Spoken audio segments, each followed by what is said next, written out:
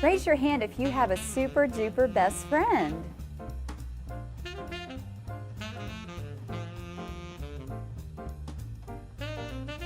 Awesome, I do too, and I would do anything for her.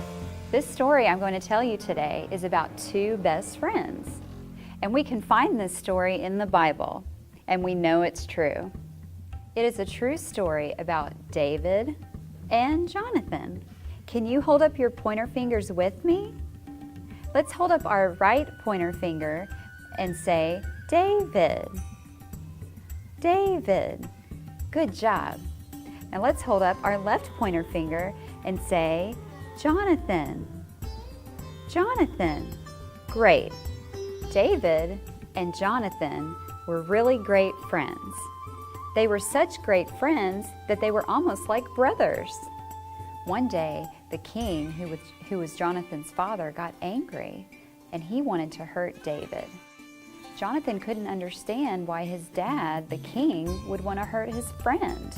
He was so confused and upset. David needed to know if it was safe to stay with Jonathan, or if the king was still angry with him and he needed to go away. So Jonathan came up with a plan for David to hide in a field behind a big rock. He hid there and waited for his best friend, Jonathan, to give him a signal. Jonathan told David that if the king was still mad and was going to hurt David, then he would shoot 3 arrows past the rock where David was hiding to let him know he needed to go. Soon, Jonathan realized that the king was still angry, and he knew it was not safe for David to stay. He had to save his best friend. He went back to the field where David was hiding, and he picked up the arrows and shot the arrows past the rock where David was hiding. That told David that he needed to leave.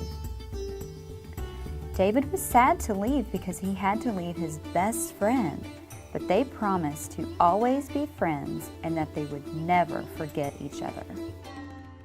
David and Jonathan were good friends, and Jonathan helped David by letting him know that it wasn't safe anymore and he needed to leave. That was being a good friend. I'm so glad that God gave us friends to help us.